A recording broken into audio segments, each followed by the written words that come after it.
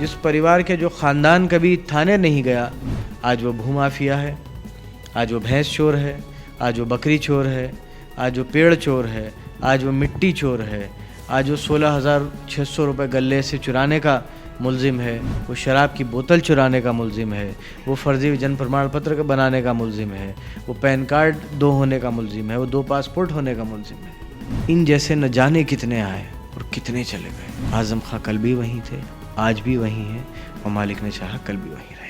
नमस्कार, R9 देख रहे हैं आप। मैं हूं मोहित चौधरी और आप सभी का स्वागत है इस बुलेटिन में। सीधे तौर पर उत्तर प्रदेश के विधानसभा चुनावों को लेकर माहौल बनना शुरू हो चुका है। लगातार सियासी मौसम बदल रहा है, लेकिन उत्तर प्रदेश के रामपुर का इस बार सियासी माहौल और भी ज्यादा सख्त होता नजर आ रहा है। इन तमाम चीजों को लेकर बातचीत करने के लिए हमारे साथ आजम खान के बेटे हमारे साथ मौजूद हैं। उन्हीं से बातचीत करने की कोशिश करेंगे कि इस तरीके से इस वक्त रामपुर की स्थिति नजर आ रही है और क्या कुछ चुनौतियां इस बार उनके पिता यहां पर नहीं है, क्या कुछ चुनौतियों का सामना उन्हें करना पड़ रहा है। अब्दुल आजम खान साहब, आपका बहुत बहुत स्वागत है R9 न्यूज़ पर। सबसे पहले, ये लंबा वक्त आपको जेल में रहना पड़ा, क्या बदलाव महसूस आपने रामपुर की जनता के बीच किए? देखिए, 23 महीने के करीब जेल में रहा और जेल से निकलने के बाद जब वापस आया तो शहर इसलिए बदला हुआ था क्योंकि बहुत से बेगुनाह लोग, बहुत से शरीफ लोग, जिनके ऊपर कभी 151 का मुकदमा नहीं हुआ, वो लोग फर्जी मुकदमों में जेल में डाल दिए गए। अपना शहर इसलिए कुछ बदला हुआ सा और लगा क्योंकि लोगों के दिल में एक दहशत का माहौल था। आज अगर आप रामपुर में किसी से ये कहेंगे कि तुम्हारे साथ क्या कोई ज़्यादती हुई या नहीं हुई, तो मेरे ख्याल से शायद ही कोई इंसान आपको ऐसा मिलेगा जो आपसे ये कहे कि उसके ऊपर कोई फ़र्ज़ी मुकदमा नहीं है या बिजली की चेकिंग के नाम पर उसके साथ ज़्यादती नहीं हुई या फिर कोविड प्रोटोकॉल था, सरकार ने कानून बनाए थे और सबका ये जिम्मेदारी थी कि उन कानूनों का वो पालन करे। लेकिन रामपुर में जब लॉकडाउन में छूट भी मिली लोगों को और जब सारी पाबंदियां हट गईं और सिर्फ मास्क और सब चीज़ों की सरकार ने कहा था कि मास्क लगाना ज़रूरी है, उसके बावजूद भी यहाँ पर लोगों को जिस तरीके से अपमानित किया गया, जिस तरीके से उनके ऊपर पेनल्टीज़ डाली गई, यहाँ तक कि मारा गया, उससे पूरा शहर एक खौफ में है। लोग अपनी बात कहते डर रहे हैं कि कहीं ऐसा ना हो कि किसी पब्लिक प्लेटफॉर्म पर हम अपनी बात कह दें और शाम तक किसी नए मुकदमे का वारंट सर्व हो जाए। तो बहुत कुछ बदला है। लेकिन एक बात जो बार बार हम भी लोगों के बीच पहुंचे, आप इतने दिनों अपने लोगों से दूर रहे, क्या महसूस आपने किया, कैसा वक्त वो रहा? देखिए, मैं आपको एक बात बताऊं, दूर रखने से कोई दूर नहीं हो जाता। ऐसे तो आज़म खां साहब मुझसे ज़्यादा वक्त से जेल में हैं, लेकिन क्या वो उनसे दूर हो गए?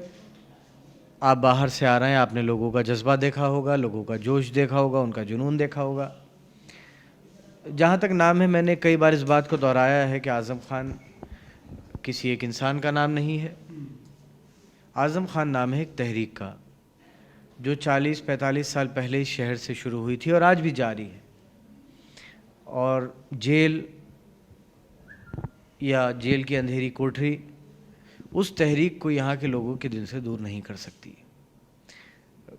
मैं बहुत ज़िम्मेदारी से और ख़ुशी से ये कह सकता हूँ कि 23 महीने जेल में गुजारने के बाद लोगों की मोहब्बत हमारे लिए बढ़ी तो है, कम नहीं। लेकिन आपकी माँ, उन्हें भी कष्टों का सामना करना पड़ा, बहुत दुख उन्होंने सहे, बहुत तरह की चीज़ें रहीं, उनको लेकर आप क्या कहेंगे? देखिए, चलिए, मुझे अच्छी है, खुशी है इस बात की कि आपने इस बात को माना। शायद आज़ाद हिंदुस्तान के इतिहास में पहली बार ऐसा हुआ होगा कि किसी से राजनीतिक द्वेष के खातिर उसकी पत्नी को, ये मेरी माँ को, 10 महीने तक तन्हाई बैरिक में रखा गया। ये भी तारीख़ लिखी जाएगी। वो वहाँ टॉयलेट क्योंकि ज़ईफ़ हैं, गिरी, कंधा टूट गया, उसके बाद रहम नहीं आया। उनकी जो बैकबोन है उसमें कुछ ब्लॉक्स आर्टिफिशियल हैं,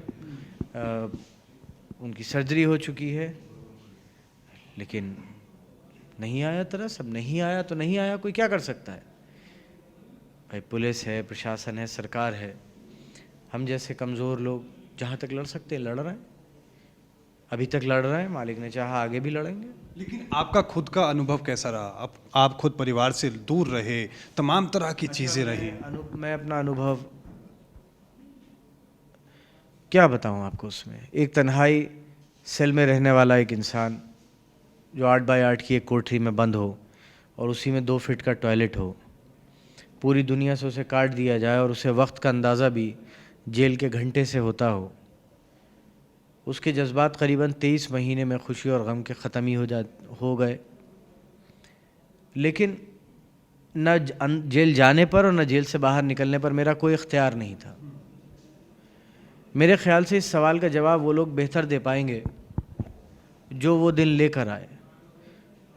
और मैं आपको एक बात और भी कहूँ कि अगर किसी को ये लगता है कि लोगों ने इस बात का बहुत अच्छा माना है तो ये गलतफहमी है। किसी ने इस बात का अच्छा नहीं माना। जिस परिवार के जो ख़ानदान कभी थाने नहीं गया, आज वो भूमाफिया है, आज वो भैंस चोर है, आज वो बकरी चोर है, आज वो पेड़ चोर है, आज वो मिट्टी चोर है, आज वो 16,600 रुपये गले से चुराने का मुलजिम है, वो शराब की बोतल चुराने का मुलजिम है, वो फर्जी जन्म प्रमाण पत्र बनाने का मुलजिम है, वो पैन कार्ड 2 होने का मुलजिम है, वो 2 पासपोर्ट होने का मुलजिम है। क्या कर सकते हो आप? मेरे कहने से तो ना FIR लिखी गई थी, ना लिखी जानी रोकी जा सकती थी। जिन्हें लिखना था और जिन्हें रोका जाना था उनके बारे में आप जानते हैं। जो IPS ऑफिसर थे उनके ख़िलाफ़ खुद कितनी शिकायतें हैं, SIT और विजिलेंस उनके ख़िलाफ़ रिपोर्ट्स लगा चुकी हैं। जो उस वक्त के मौजूदा DM थे वो अब कमिश्नर हैं मुरादाबाद के। उनका एक्सटेंशन बढ़ाने के लिए नियमों को ताक पर रख दिया गया, DOPT के रूल्स उठाकर साइड में रख दिए गए। क्या कर सकते हैं आप? और ऐसे ही लोगों के निगरानी में चुनाव हो रहा है तो क्या ऐसे निष्पक्ष चुनाव होना मुमकिन है?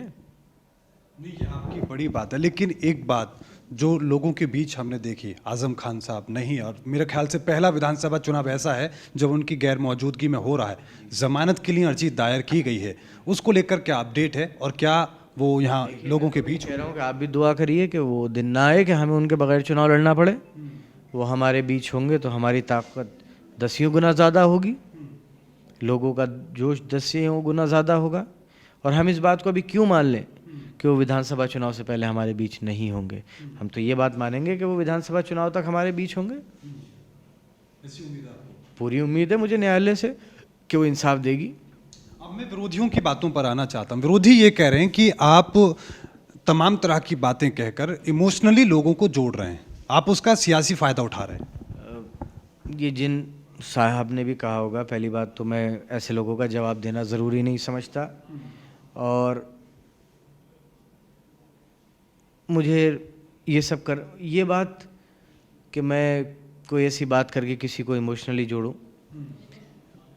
जहाँ तक सवाल है इस ज़िले का, यहाँ पर हर घर, हर मोहल्ले, हर ख़ानदान में मेरे और मेरे परिवार के रिश्ते इस दौर के अलावा भी जज्बाती रहे हैं। और मेरे साथ जो हुआ है वो लोग, और मेरे परिवार के साथ जो हुआ है वो लोग बहुत अच्छे से जानते हैं। और उसमें सब हैं, उसमें हर मज़हब का इंसान है, उसमें हर बिरादरी का इंसान है, उसमें हर तबके का इंसान है। और जो लोग भी ये कह रहे हैं, उनकी सियासी हैसियत, उनकी सामाजिक हैसियत, अगर आप यहाँ की सड़कों पर निकलें और लोगों से पूछें तो वो मुझसे बेहतर बता देंगे। और ऐसे लोग बाइसे ज़िक्र भी नहीं हैं। आप भी अगर उनका जिक्र करते हैं तो मेरे ख्याल से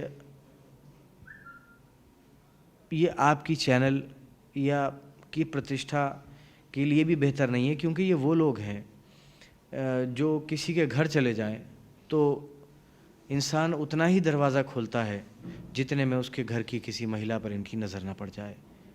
ऐसे इनके चरित्र हैं, इससे ज़्यादा मैं और इनके लिए कुछ। लेकिन ये लोग ये कह रहे हैं कि हमने मार्जिन उपचुनाव में बहुत कम कर दिया, इस बार हम जीत जाएंगे।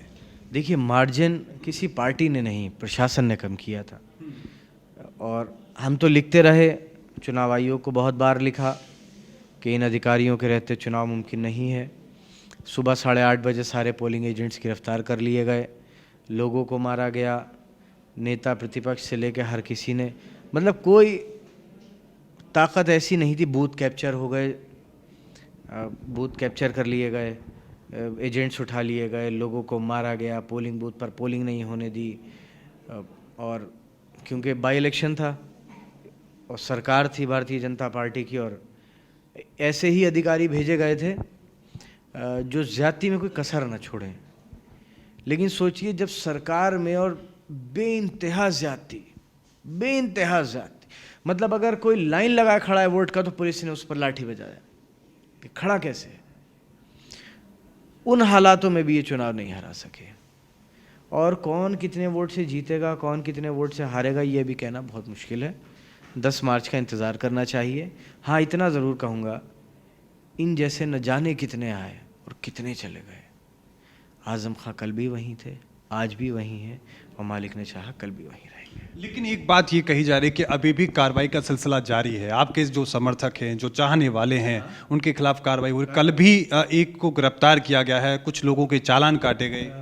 लोगों को फर्जी गुंडा एक्ट के नोटिस दिए जा रहे हैं, जिन भैंस चोर और बकरी चोरी के मुकदमे करके गुंडा एक्ट लगाई जा रही है।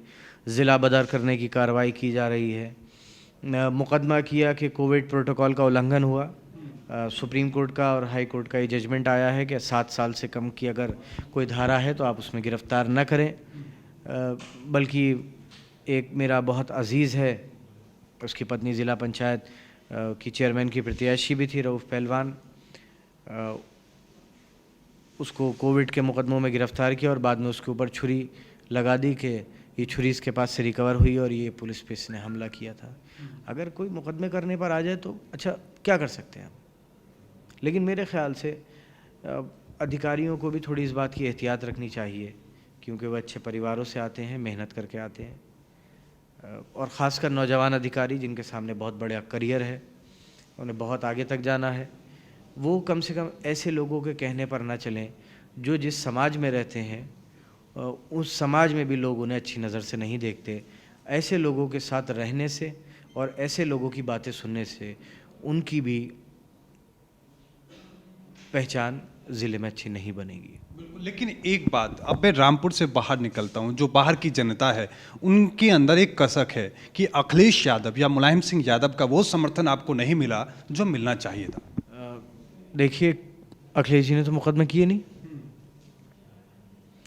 और बेल माननीय न्यायालय से मिलनी थी। तो मेरे ख्याल से ये कहना अभी, और ये जिन लोगों ने भी कहा, ये सिर्फ एक कन्फ्यूजन पैदा करने से के अलावा और बहुत ज़्यादा कुछ नहीं है। और ऐसी बातों का मेरे ख्याल से कोई डिस्कशन में इनकी जगह भी नहीं होनी चाहिए। नहीं, ये वो लोग हैं जो आपके चाहने वाले हैं, वो कह रहे हैं कि आवाज़ बुलंद की हुई थी तो ये कष्ट नहीं झेलने पड़ते। देखिए, मैंने कहा ना तो मुकदमा अखिलेश यादव ने किए, ना उनकी पार्टी ने किए, और ना बेल उन्हें देनी थी। बहुत सी मदद ऐसी होती है जो कही तो जाए लेकिन की ना जाए, और बहुत सी मदद ऐसी होती है जो की जाए और कही ना जाए। तो किसने क्या मदद की क्या नहीं की, ये हमारे उनके बीच रहने दीजिए, वो ज़्यादा बेहतर है। एक बात और जो बार बार खुद मुख्यमंत्री योगी आदित्यनाथ इस बात को कई बार कह चुके हैं कि रामपुर और के आसपास का जो क्षेत्र था आजम खान की दहशत से था, लोग परेशान थे, हमने उसको लोगों को मुक्त किया है। अगर यहाँ दहशत होती तो आजम खान साहब एक ही सीट से 9 बार चुनाव न जीते होते। अगर यहाँ दहशत होती तो मेरी वालदा MLA ना रही होती, या हैं, माफ़ कीजिएगा। अगर दहशत होती तो मैं MLA ना बना होता।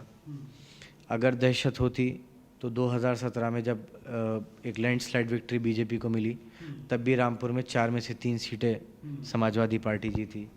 अगर दहशत होती तो जैसा 19 के नतीजे रहे बीजेपी के हक़ में, आज़म साहब इतने बड़े मार्जिन से न जीते होते। जो लोग ये कहते हैं कि दहशत है या जोश है, उनकी पूरे शहर में संख्या 3 या 4 है। और मैं तो उन लोगों के लिए भी कहूँगा कि चलिए अच्छा है, इस बहाने उनका नाम अखबार में आ जाता है। अगर दहशत होती तो शायद आप भी यहाँ न बैठे होते। जिस ख़ानदान पर पूरी अभी तक के इतिहास में कोई थाने में ना गया हो, वो भूमाफिया बना दिया गया, उस पर करीबन 300 मुकदमे दर्ज कर दिए गए। इससे ज़्यादा और ज़्यादती क्या है और क्या रह गई है? अगर हम सियासी तौर पर किसी से हमारी नहीं बनती या हमारे इख्तलाफात हैं या हम किसी को नहीं हरा पा रहे हैं, तो इसका ये मतलब नहीं है कि हम उसको और उसके परिवार को बर्बाद करते हैं। ये राजनीति नहीं थी, न पहले थी। मैंने अपनी छोटी सी ज़िंदगी में बहुत सी सरकारें आती और जाती देखी, और इतना मैंने हर किसी के दिल में एक दूसरे के लिए कर्टसी देखी थी कि सलाम, दुआ, खैरियत, कोई परेशानी, एक दूसरे के काम, ये सब एक दूसरे के काम आया करते थे। लेकिन ये पहली बार ऐसा हुआ है राजनीति में जब अधिकारियों के, बड़े अधिकारियों के दफ्तर में एक पूरा सेक्शन इस बात के लिए बना दिया गया कि कैसे एक परिवार को बर्बाद किया जाए। लेकिन एक बात का प्रचार वो बार बार कर रहे हैं कि लोगों में दहशत इतनी थी कि गरीबों की ज़मीनें उनको कब्जा कर रखा था आपने, और उनके आने के बाद उन्होंने बुलडोज़र चलवाया, यूनिवर्सिटी पर चलवाया। देखिए, ना तो कहीं बुलडोज़र चला, न किसी गरीब की ज़मीन कब्ज़ा हुई, किसी के कह देने से ना तो कोई भूमाफिया होगा, न किसी के कह देने से कोई किसी की ज़मीन कब्ज़ा होगी।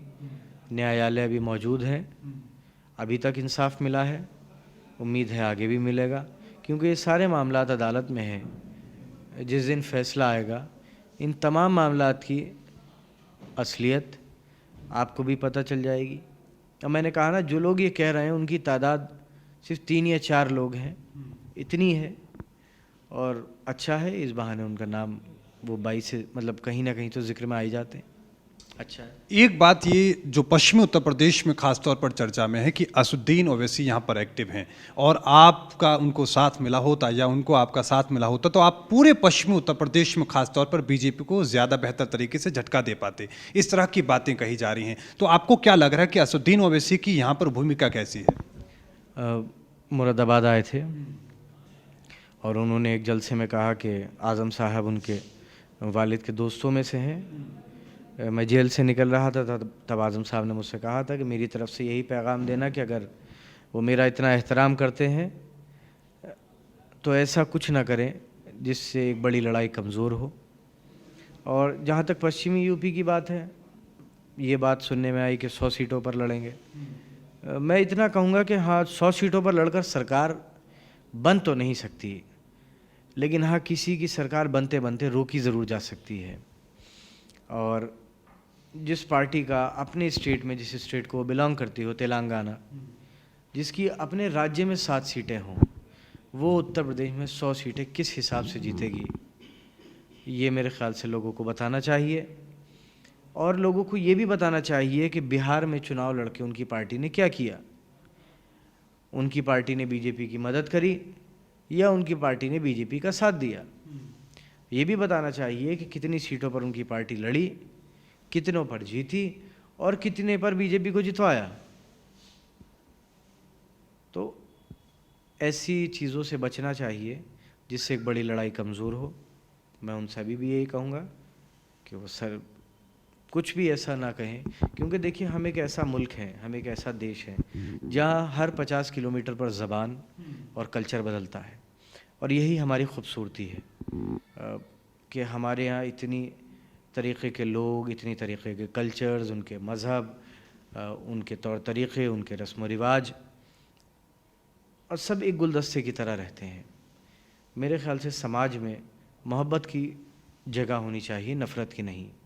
और नफ़रत का इलाज आप कभी नफ़रत से नहीं कर सकते। नहीं, लेकिन वो ये कह रहे हैं कि मेरी बात पूरी जाने दीजिए। आप कभी आग को आग से नहीं बुझा सकते। आग को बुझाने के लिए पानी की ज़रूरत है और नफ़रत को ख़त्म करने के लिए मोहब्बत की ज़रूरत है। अगर उनकी पार्टी और वो तमाम लोग मोहब्बत का पैगाम देंगे तो उससे मुल्क आगे बढ़ेगा, देश की भी तरक्की होगी, अमन कायम होगा और लोग एक दूसरे से ज़्यादा मोहब्बत करेंगे। मैं अंतिम पड़ाव में हूँ, लेकिन वो एक बात ये बार बार कह रहे हैं कि मुसलमानों की वोट आप लोगों ने ली और उसको जा कर के आपने अखिलेश यादव की झोली में डाल दिया, उससे पहले मुलायम सिंह यादव की झोली में डाला, मुसलमानों की वोटों को आपने बेचने का काम किया है, बार बार ये प्रचार कर रहे हैं। जो वो चाहे कह सकते हैं। मैं तो ये कहूँगा, अगली बार जब उनकी पार्टी का कोई प्रवक्ता या कोई भी ऐसा मिले तो बस ये ज़रूर पूछिएगा कि जो इम्तिहान और जो ज़्यादती मेरे घर के साथ हुई उनके साथ क्यों नहीं हुई। बस अंत में जो तमाम आपके ऐसे लोग हैं जो आपसे मिलना चाहते हैं, आपको सुनना चाहते हैं, आपने फिर भी एक संदेश दिया, लेकिन आपकी माताजी अभी भी लोगों से दूर हैं। देखिए, मेरा संदेश की बात नहीं है। मेरी माताजी घर पर क्योंकि महिलाओं से जितनी भी मुलाकातें होती हैं या महिला मीटिंग होती हैं वो सब वहीं से लेती हैं, और पार्टी ऑफिस अभी तक आई नहीं है। अभी ही ये वर्चुअल का आपको मालूम है कि शुरू हुआ है। हम भी अभी इसे पूरी तरीके से समझ नहीं सके हैं। उस दिन भी एक ट्रायल रन किया था, और जैसे जैसे चुनाव आगे बढ़ेगा आपको सब लोग दिखेंगे। लेकिन क्या चुनावी मैदान में? देखिए, जैसा पार्टी का आदेश होगा वैसा किया जाएगा। अभी तक इस तरीके का कोई आधिकारिक बयान ना हमारे पास आया है, ना ही कोई नॉमिनेशन का पेपर आया है, ना हमने अभी तक कोई नॉमिनेशन फाइल किया है। जिस दिन कर देंगे उस दिन सबसे पहले आपको बताएंगे। अंतिम कमेंट सर, इस बात को लेकर, क्या आजम खान की जो शाख सिर्फ रामपुर में नहीं बल्कि पूरे उत्तर प्रदेश में थी, इस बार के विधानसभा चुनावों में रामपुर से क्या वो संदेश आप दे पाएंगे उस शाख को बचाने का? नहीं, मैंने कहा ना, देखिए आज़म खां साहब, अगर आप ये सोचें कि आज़म खां किसी इंसान का नाम है तो वो बहुत सही नहीं होगा। आज़म खां एक ऐसी तहरीक का नाम है जो न जाने लाखों और करोड़ों लोगों के दिलों में रहती है। वो तहरीक अपनी जगह ज़िंदा है, और इन 23-24 महीनों में वो तहरीक मजबूत हुई है, कमज़ोर कहीं नहीं हुई। और उस तहरीक ने भी, उस तहरीक को मानने वालों ने भी और उस तहरीक से जुड़े हुए लोगों ने भी इस बात को महसूस किया कि आज़म खान ने ज़िंदगी में सख्तियाँ तो बर्दाश्त करी, लेकिन उसूलों से समझौता नहीं किया, और उस वॉशिंग मशीन का भी इस्तेमाल नहीं किया जिसमें भाजपा में जाके बहुत से लोग बिल्कुल पाक साफ हो जाते हैं। तो वो तहरीक अपनी जगह मजबूत हुई है, वो तहरीक कमज़ोर नहीं हुई। और वो तहरीक इसलिए कमज़ोर नहीं हुई क्योंकि लोग ये जानते हैं कि जो हुआ उसकी सच्चाई क्या है, और किसी ने इस बात का अच्छा नहीं माना, लोगों ने इस बात का बुरा माना। और लोगों ने इस बात का किस हद तक बुरा माना है ये आपको 10 मार्च को पता चलेगा। बहुत बहुत शुक्रिया सर हमारे साथ जुड़ने के लिए, तमाम हमारे साथ समय साझा करने के लिए। सीधे तौर पर रामपुर की 5 विधानसभा सीटों पर क्या नतीजे होंगे 10 तारीख के बाद ही साफ होगा, लेकिन देखना दिलचस्प होगा आजम खान की जो शाख थी, क्या अब्दुल आजम उसको बचा पाने में कामयाब हो पाते हैं या नहीं। वीडियो जर्नलिस्ट दुर्गेश के साथ मोहित चौधरी, आज नहीं रामपुर।